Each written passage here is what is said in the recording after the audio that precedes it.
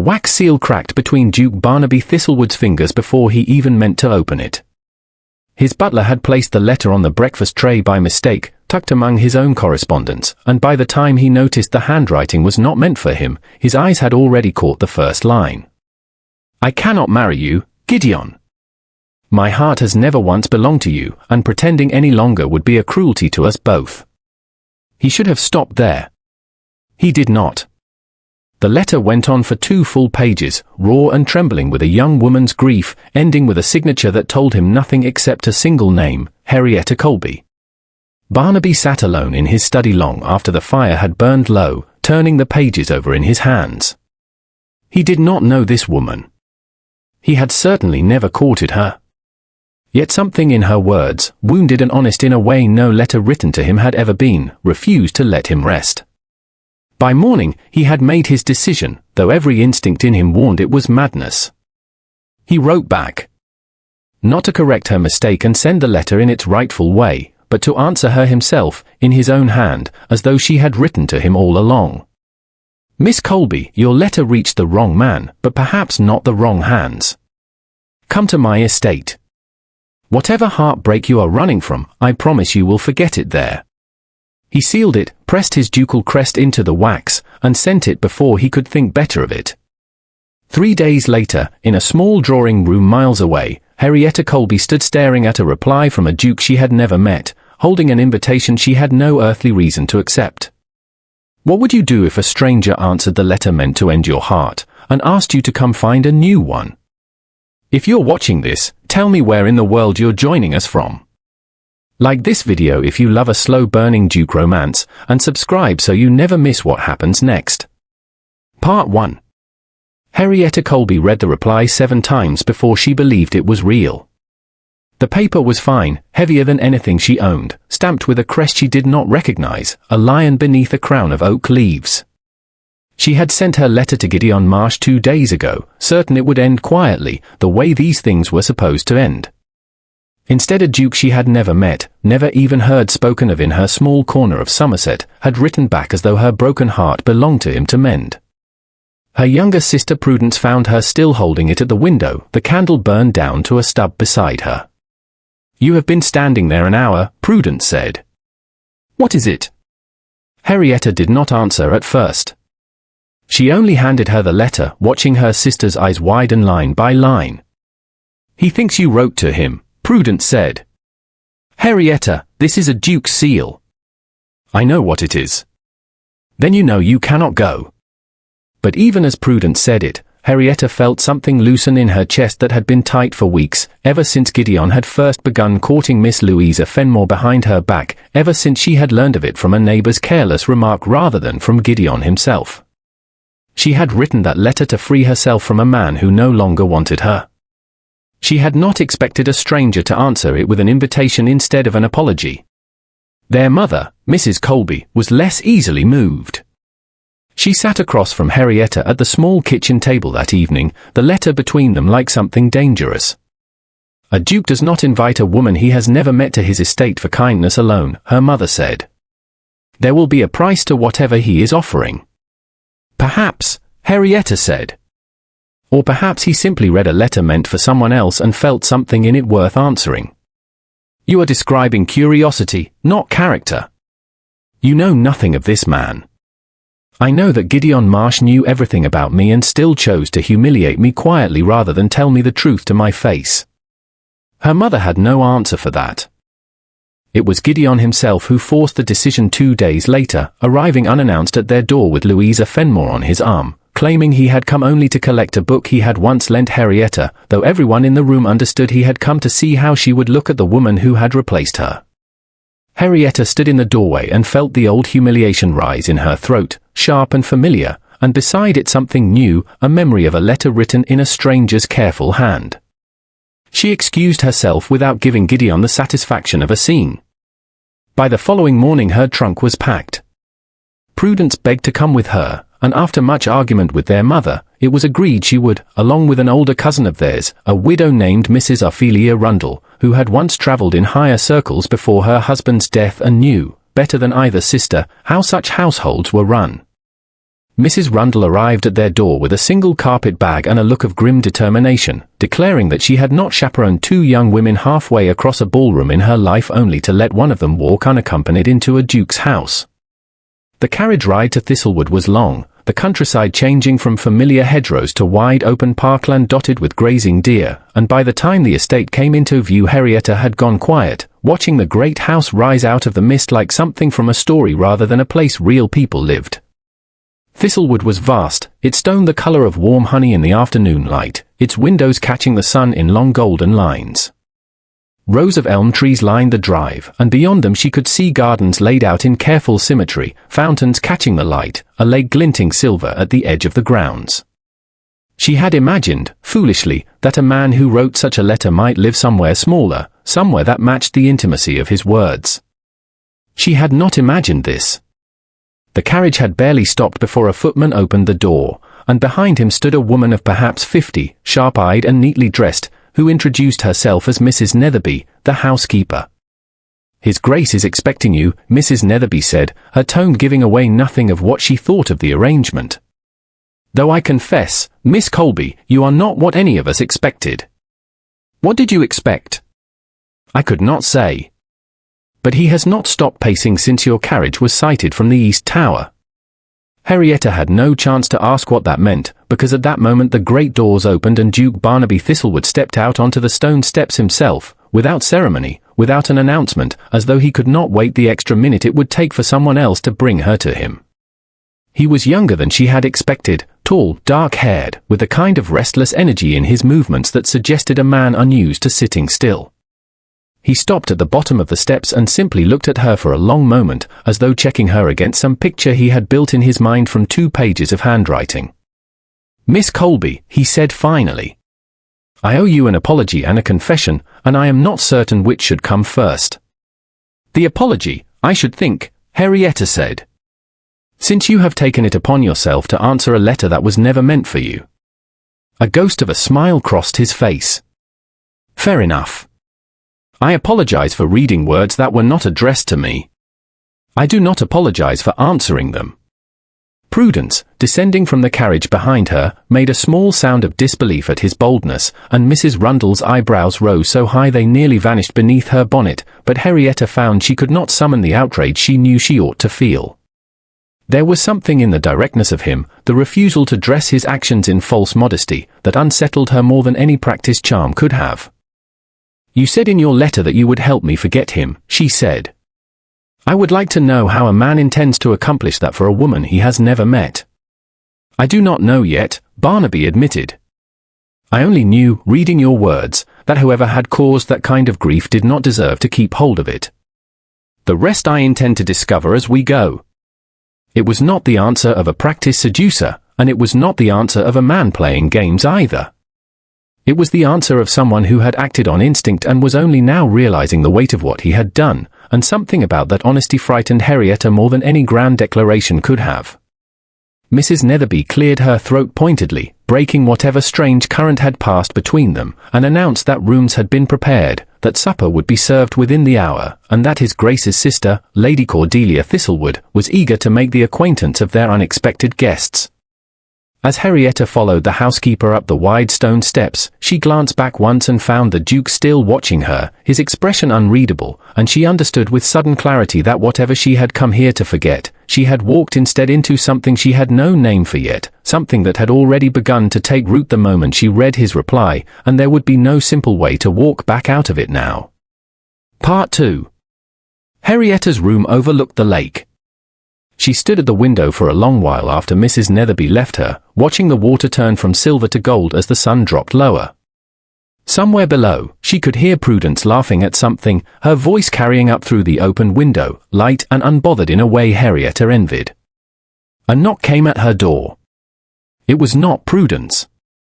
It was a young woman near Henrietta's own age, fair-haired, dressed simply but well, with a warmth in her face that eased something in Henrietta's chest before a word was spoken.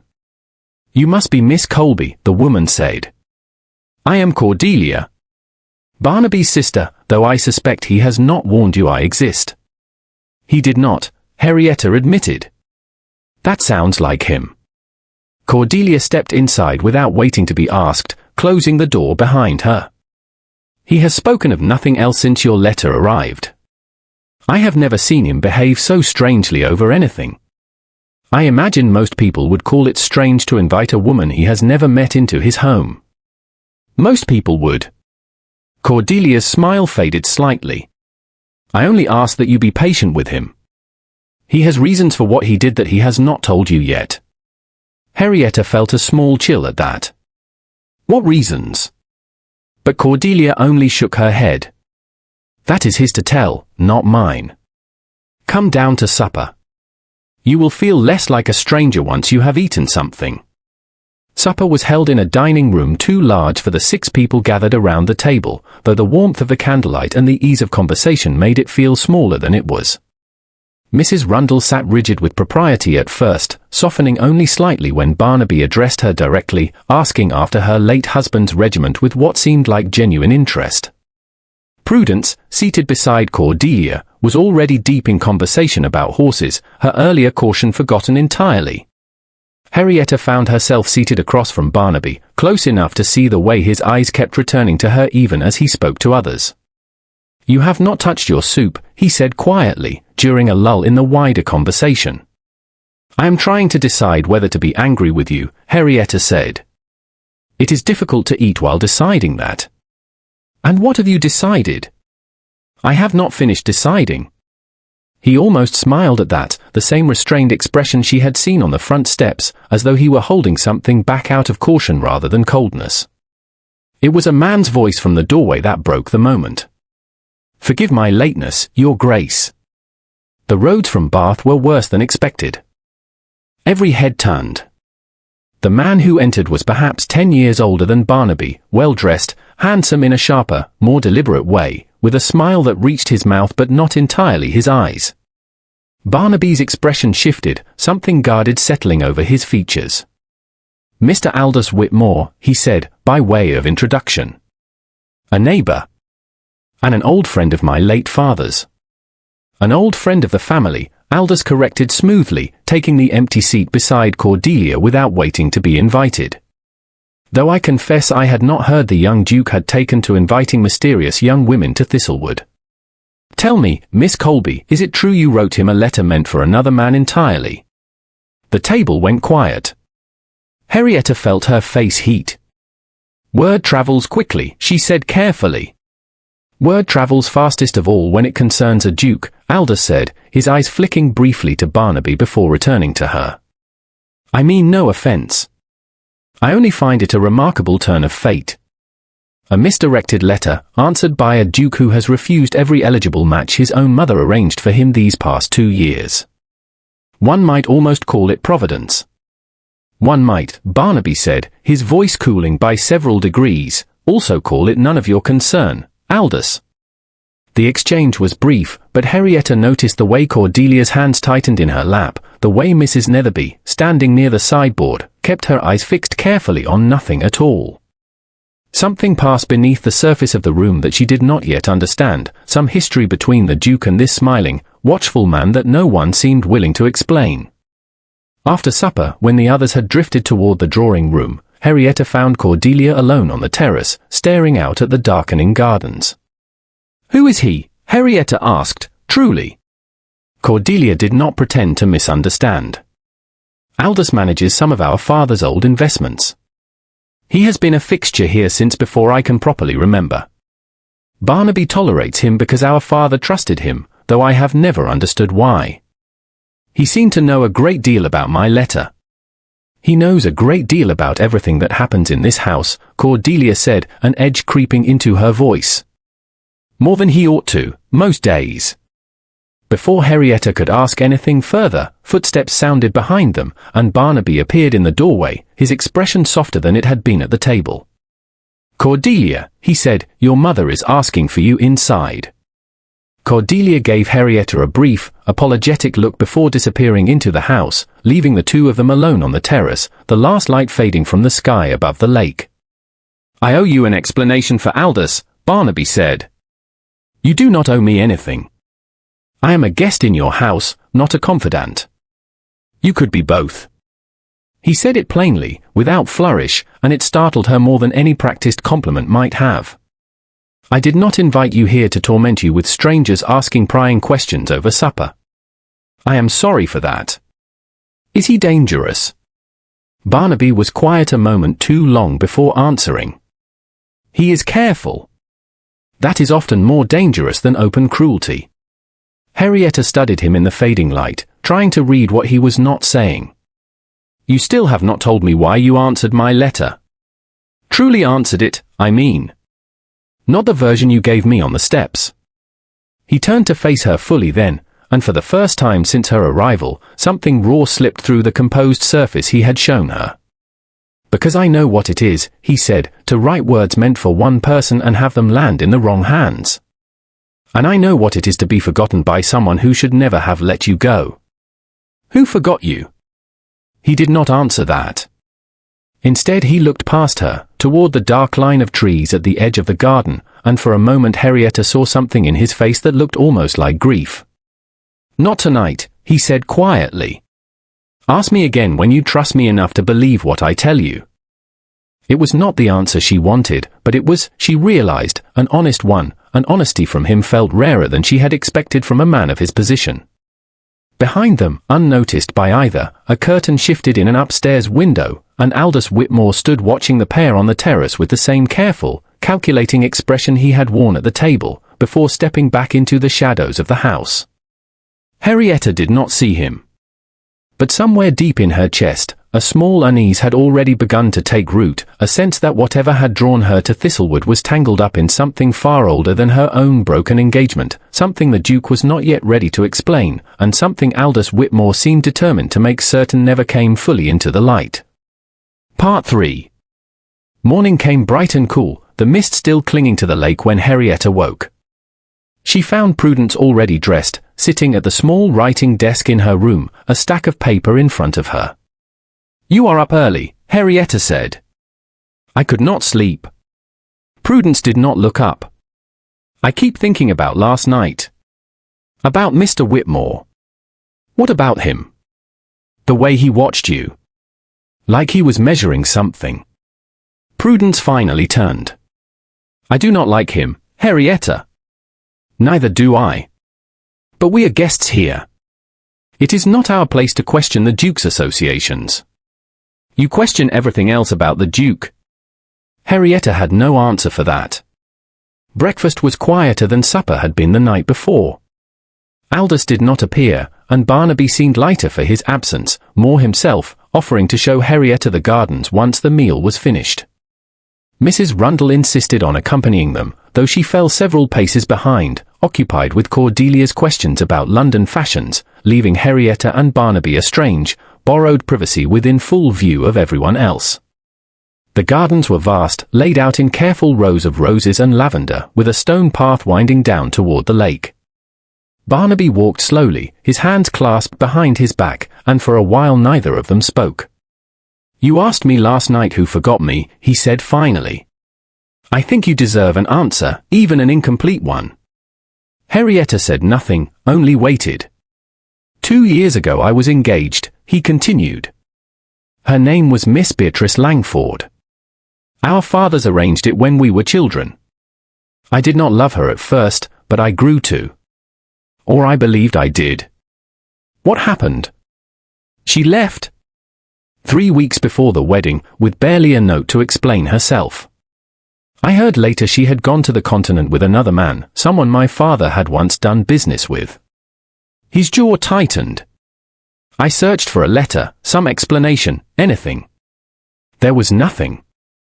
Only silence, and the wedding clothes still hanging in a room no one has entered since. Henrietta felt something shift in her chest, a strange kinship rising through the shock of it. That is why my letter mattered to you. Your letter was honest, Barnaby said. Painfully so. Beatrice never gave me honesty, not even at the end. When I read your words, grieving something real, admitting the truth of your own heart even though it cost you, I could not stop thinking that whoever received that letter did not deserve it. And then I realized no one had received it. Not truly. It had come to me instead. So you decided to keep it. I decided, he said, stopping on the path to face her, that I did not want to be a stranger to you any longer than I had to be. Before Henrietta could respond, a voice called out from farther down the path. Your Grace. It was Mrs. Netherby, hurrying toward them with an expression Henrietta had not seen on her before, something close to alarm. A letter has arrived. From London. I thought you would want it at once. Barnaby took the letter, and Henrietta watched his face change as he read it, the warmth of moments before draining away into something guarded and cold. What is it? She asked. Nothing that concerns you, he said, too quickly, folding the letter and tucking it inside his coat. It was the first time he had lied to her, and she knew it the moment he said it. That afternoon, while Barnaby was occupied with estate matters, Henrietta found herself alone in the library, drawn there by curiosity more than purpose. The room was vast, shelves rising to the ceiling, a fire burning low in the hearth despite the daylight hour. She had come looking for nothing in particular, only a quiet place to think, when she heard voices through the half-open door of the adjoining study. Cannot keep stalling the investors forever, Aldous was saying, his voice low but carrying clearly in the stillness. Your father made promises before he died. Promises tied to your marriage, Barnaby. You know this. I know what my father wanted, Barnaby's voice answered, tight with restrained anger. I do not recall agreeing to be bought and sold to satisfy men who never once asked what I wanted. This has nothing to do with what you want. It has to do with what is owed. Owed to whom? To you. A pause. To the arrangement your father and I built together. An arrangement that requires a suitable match, not some country girl who fell into your lap by accident. Henrietta's breath caught. She stepped back from the door, her heart pounding, before either man could discover her there, and hurried from the library without looking back. She found Cordelia in the drawing room, embroidering by the window, and sank into the chair across from her, still shaken. You look as though you have seen a ghost, Cordelia said, setting down her needle. I overheard Aldous, Henrietta said. Speaking to your brother. About an arrangement. About a marriage your father wanted. Cordelia's face went carefully blank. I see. Cordelia, please. I need to understand what is happening here. Cordelia was quiet for a long moment, glancing toward the door as though to be certain they were alone, before finally speaking. Our father, before he died, entered into certain business arrangements with Aldous. Investments in shipping, mostly. Aldous has always claimed that part of those arrangements depended on Barnaby marrying well. Marrying someone of standing, someone whose family connections would strengthen those investments. And if he does not, then Aldous loses a great deal of influence he has spent years building. He has made it his business to see that Barnaby marries exactly who he chooses. Or no one at all. Cordelia met her eyes. You must understand, Henrietta, this is not about money owed or papers to be signed. It is about a man who cannot bear to lose control of something he believes belongs to him.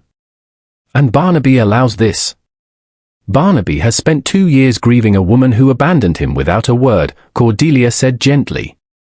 I do not think he has had the strength, until now, to fight Aldous properly. But something has changed since your letter arrived. I have not seen him look at anyone the way he looks at you. Not even Beatrice. The word settled over Henrietta like both a comfort and a warning. That evening, as the household gathered once more for supper, Aldous arrived late again, taking his seat with the same easy smile as before, as though the conversation Henrietta had overheard had never happened at all.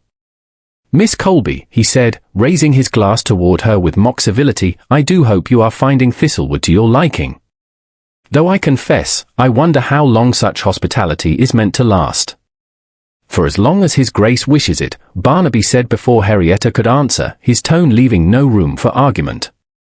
Aldous only smiled wider, unbothered, his eyes moving from Barnaby to Henrietta and back again with the patient calculation of a man already planning his next move. Henrietta ate little that night, her mind circling back again and again to the conversation in the library, to Cordelia's warning, to the strange tightness in Barnaby's jaw whenever Aldous spoke.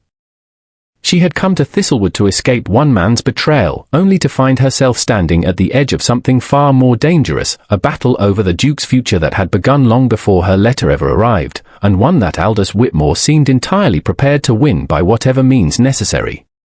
Part 4. Henrietta could not sleep that night. She lay awake long after the house had gone quiet, turning over everything Cordelia had told her. An arrangement. A marriage her father wanted. A man who could not bear losing control. None of it fit together cleanly. Near midnight, she gave up on sleep entirely and pulled a shawl around her shoulders. She meant only to walk the upstairs corridor to clear her head. Instead, she found herself standing outside the door Cordelia had mentioned in passing that first day. The room no one entered. The room with the wedding clothes still hanging inside. She should not have opened it. She did anyway. The room was dim, lit only by moonlight through a gap in the curtains. A gown hung against the far wall, pale and untouched, exactly as Barnaby had described. But it was not the gown that caught her attention. It was a small portrait on the writing desk, half hidden beneath a stack of old letters. A young woman with fair hair and a guarded smile. Beatrice Langford. Henrietta lifted the portrait, studying the face that had once belonged to Barnaby's whole future. Beneath it lay a folded letter, the paper yellowed with age. She should have left it. Her hands moved before her conscience could stop them. The letter was not from Beatrice. It was addressed to her. My dear Beatrice, the arrangements are final. Once you are settled abroad, your family's debts to me will be considered paid in full. Do not write to the Duke. Do not explain yourself. A clean break serves us both. 8th W.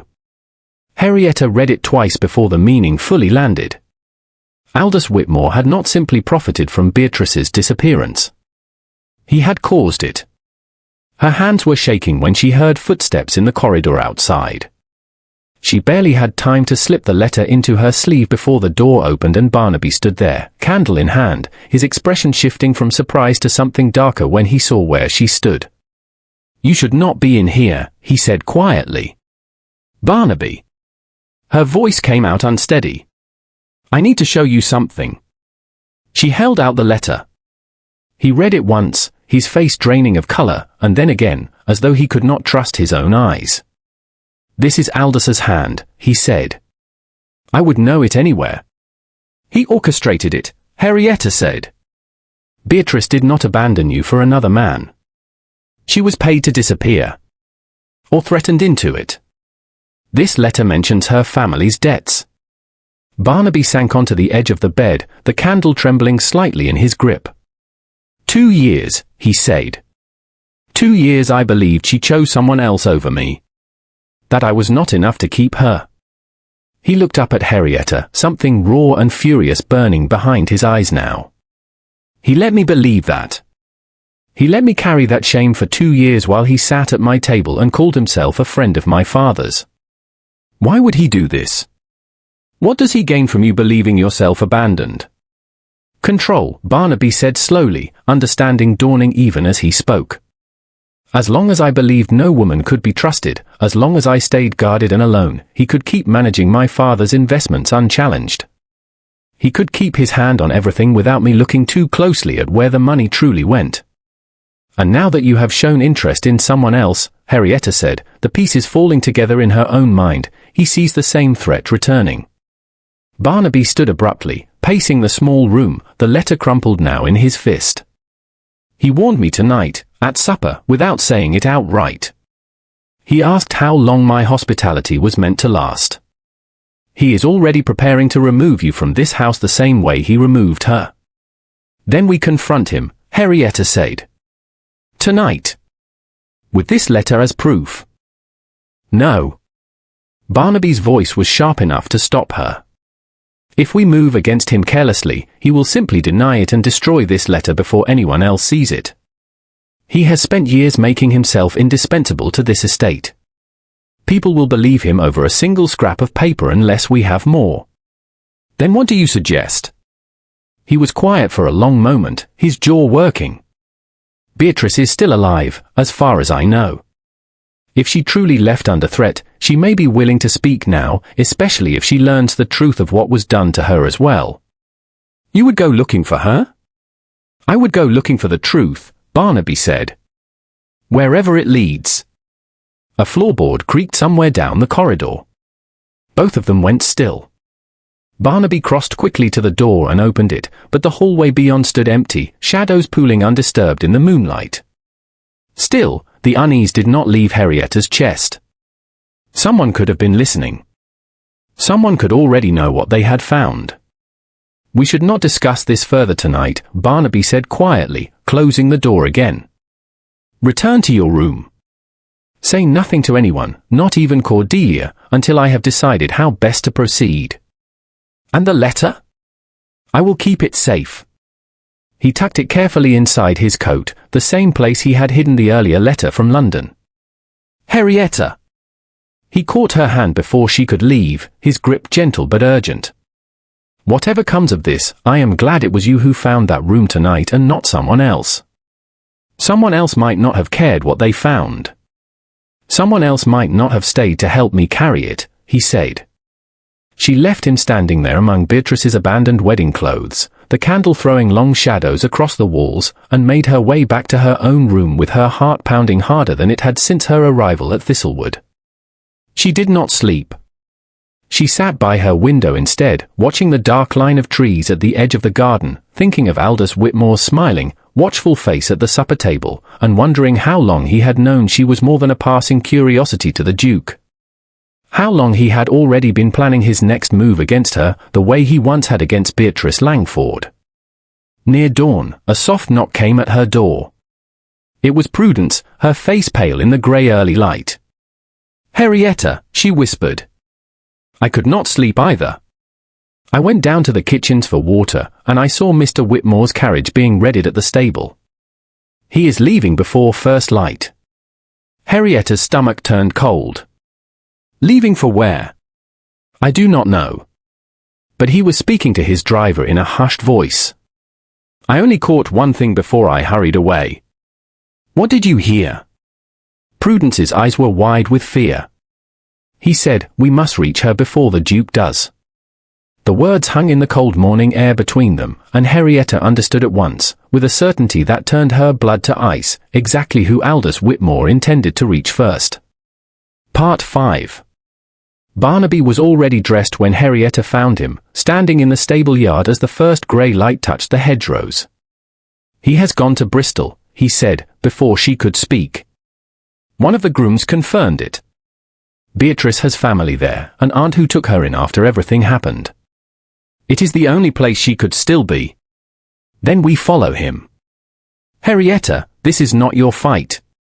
It became my fight the moment I read that letter in your father's writing desk, she said. You are not leaving me behind to wait and wonder what happens. He studied her for a long moment in the pale light, something shifting behind his eyes, and then nodded once, sharply, and called for a second carriage to be readied. Prudence and Mrs. Rundle were not told the full truth, only that urgent business called them all to Bristol, and that they must leave within the hour. Cordelia alone was given the real account, standing pale and silent in the entrance hall as her brother explained what the letter had revealed. 2 years, Cordelia said quietly, I told myself Beatrice simply did not love him enough to stay. I let myself believe the worst of her because it was easier than questioning Aldous. None of us questioned him, Barnaby said. That was precisely how he wanted it. The road to Bristol was long, and the carriage moved faster than comfort allowed, jolting hard over uneven ground. Henrietta sat across from Barnaby, watching him stare out the window at the passing fields, his hands clasped so tightly together his knuckles had gone white. What will you say to her, Henrietta asked quietly, if we find her? I do not know, he admitted. For 2 years I imagined 100 conversations with Beatrice. None of them began with an apology for believing Aldous over her silence. You could not have known. I could have looked harder. I could have questioned why a woman I thought I loved vanished without a single word, rather than accepting the easiest explanation and burying myself in grief instead. His jaw tightened. I let my own wounded pride convince me she was simply cruel, when the truth was far worse. Henrietta reached across the small space between them and took his hand, saying nothing, only holding on as the carriage rattled forward through the grey morning. They reached Bristol by late afternoon, the city loud and crowded after the quiet of Thistlewood's parkland. Barnaby had the address of Beatrice's aunt from an old letter buried among his father's correspondence, a narrow townhouse near the harbour, and it was there the carriage finally stopped. Aldous' carriage was already outside. Barnaby was out of the carriage before it had fully halted, moving toward the front door with a speed that left Henrietta hurrying to keep pace. The door was answered by a maid who paled at the sight of the ducal crest on the carriage behind them, and stammered that the mistress of the house was not receiving visitors. "Then tell your mistress," Barnaby said, "that the Duke of Thistlewood is not asking permission." Inside, raised voices carried from a room down the hall. Barnaby followed the sound without waiting for the maid to announce him, and Henrietta followed close behind, her heart pounding. The scene that greeted them stopped Barnaby cold in the doorway. Beatrice Langford stood near the window, thinner than her portrait, her fair hair pulled back severely, her face pale with a fear Henrietta recognized instantly. Aldous stood across from her, his voice low and urgent, his hand gripping her wrist tightly enough that she winced. "You will say nothing," Aldous was saying. "You agreed to this arrangement once, Beatrice. You will honor it now, whatever the Duke has learned." "Let go of her," Barnaby said.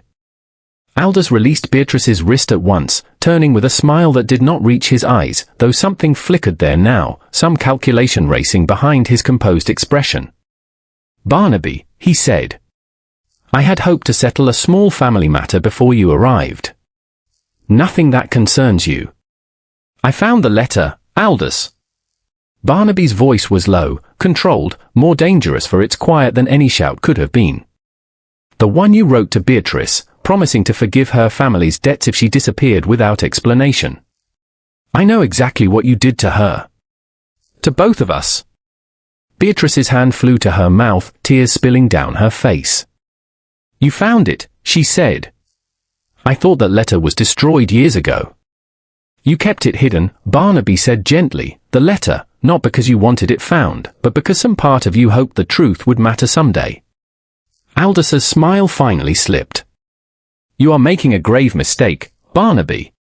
Whatever that letter claims, it proves nothing without her testimony, and Beatrice has every reason to remain silent." "Do I?" Beatrice said, her voice trembling but growing steadier with each word. "You told me my father's debts would ruin my family unless I vanished quietly. You told me the Duke would be better served believing I chose someone else, rather than knowing the truth of what you had done. I have carried that shame for 2 years, Aldous. I am finished carrying it for you." "Beatrice," Aldous warned. "No." She stepped away from him, moving instead toward Barnaby, her eyes red but resolute. "I will testify to everything. The debts. The letter. The threats you made against my family if I ever spoke of it. I should have found the courage 2 years ago. I will not fail at it now." Aldous' composure cracked fully then, something desperate and ugly surfacing beneath the careful mask he had worn for years. "You foolish girl," he snapped. "Do you understand what you are risking? I still hold influence over half the investments tied to this family's fortune. Barnaby will lose more than he realizes if this becomes public." "Then let it be lost," Barnaby said. "I would rather see this entire estate crumble than spend one more day protecting the man who destroyed the woman I once loved and nearly destroyed the woman I love now." Henrietta's breath caught at the words, though there was no time to dwell on them.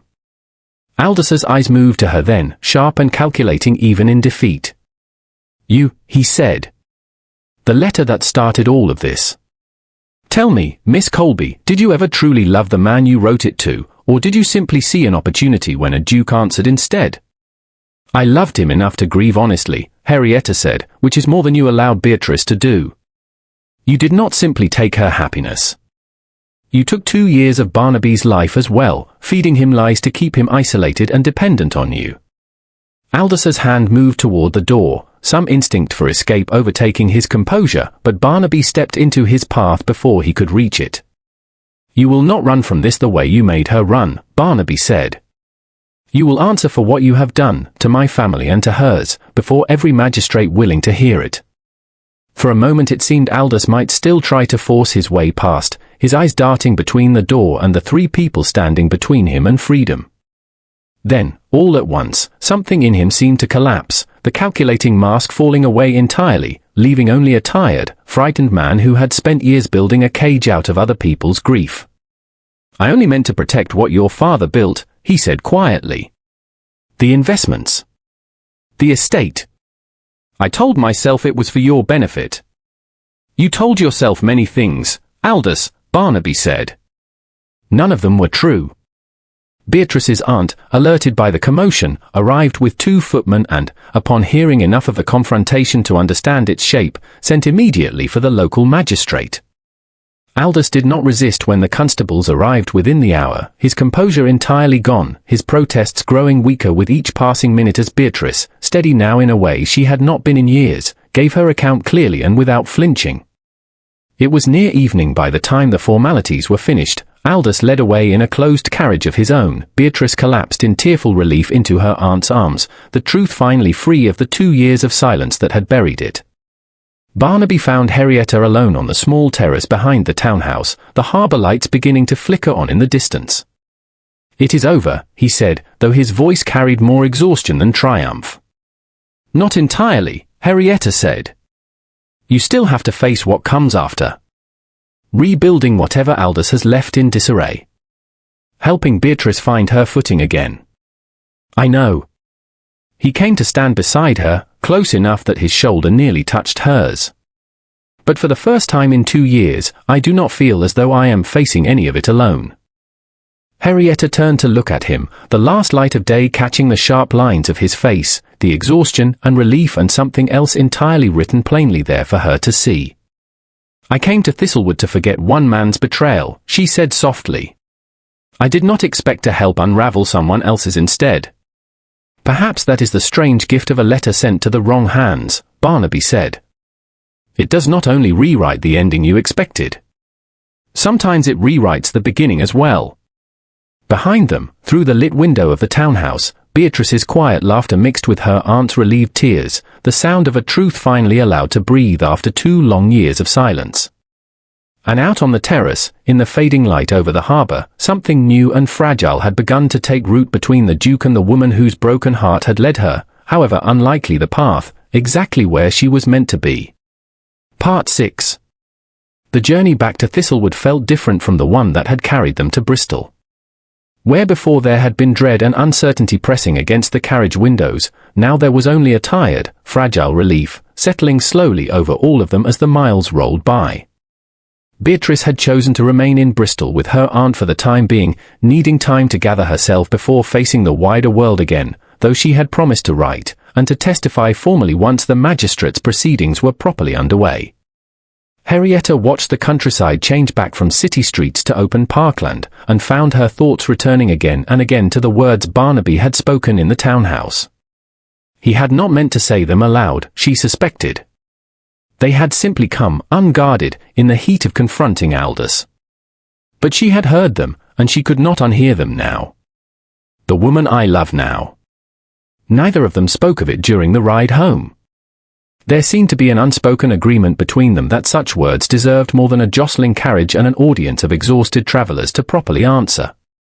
Thistlewood came into view at last as the sun began its slow descent, the honey-coloured stone catching the last light of day, and Henrietta felt something settle in her chest at the sight of it, an unfamiliar sense of homecoming for a place she had only known a handful of days. Cordelia was waiting on the front steps before the carriage had fully stopped, rushing forward the moment the door opened.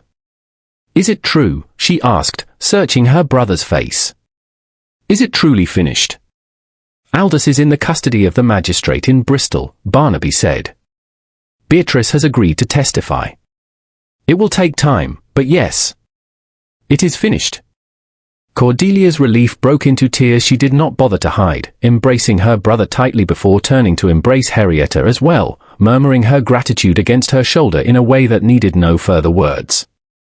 That evening, the household gathered for a quieter supper than any since Henrietta's arrival, the tension that had haunted every meal finally lifted from the room.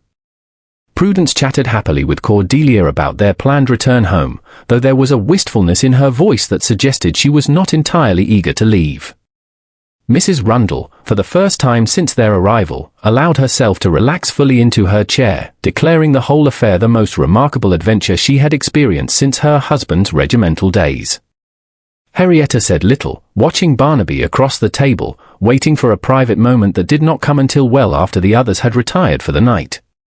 She found him in the library, standing before the same fireplace where, days earlier, she had overheard the conversation that changed everything. He turned when she entered, and something in his expression told her he had been waiting for her. "I thought you might come find me here," he said. "You said something in Bristol," Henrietta said, choosing not to waste time on smaller words first. "About loving me. I have thought of little else since." Barnaby did not look away from her, though she saw the effort it cost him to hold steady. "I meant it. I did not intend to say it in the middle of confronting Aldous, but I have never been more certain of anything in my life."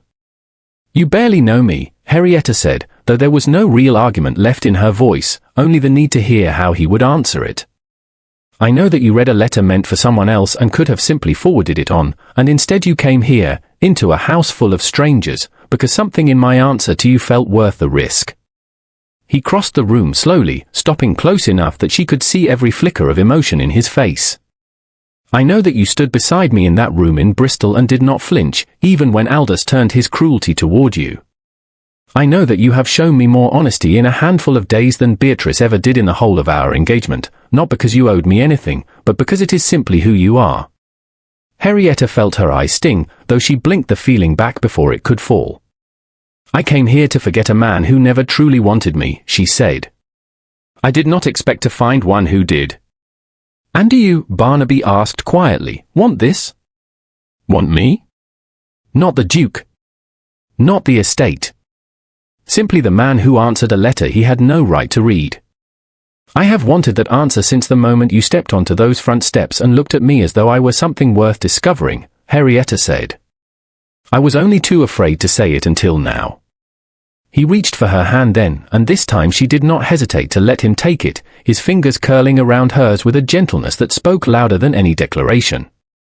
"Then let me ask you properly," Barnaby said, not as a duke offering an escape from heartbreak, but as a man who has fallen entirely in love with the woman who walked into his life by mistake. "Stay, Henrietta. Not for a season, not for a passing comfort. Stay because I cannot imagine this house, or my life, without you in it."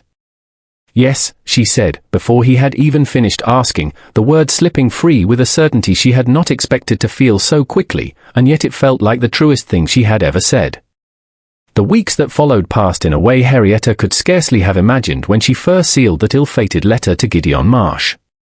Word of Aldous' arrest spread quickly through the county, and with it, quiet murmurs of admiration for the young Duke who had uncovered the truth behind his own broken engagement rather than allowing it to remain buried. Beatrice, freed at last from the shadow of her family's debts and Aldous' threats, began slowly to rebuild her life in Bristol, writing to Cordelia with growing warmth as the months passed, the bitterness between the two families finally allowed to heal. Gideon Marsh, for his part, sent no further word after the news of Henrietta's residence at Thistlewood reached him, though Prudence delighted in reporting that Louisa Fenmore had grown noticeably cooler toward him once she learned precisely which household her former rival now called home. Mrs. Colby arrived at Thistlewood a month later, summoned by a formal invitation in Barnaby's own hand, and though she remained skeptical of grand houses and sudden romances, even she could not deny the way her daughter had changed in the weeks since her departure, steadier, brighter, entirely herself in a way she had not been since Gideon's betrayal first came to light. The wedding, when it came, was held in early autumn, the gardens of Thistlewood transformed for the occasion, lanterns strung between the elm trees, tables laid beneath a sky turning gold with the season's first cool evenings. Cordelia stood beside Henrietta throughout the preparations, insisting with fierce affection that she had never had a sister before and did not intend to let the title go to waste now that she finally had one.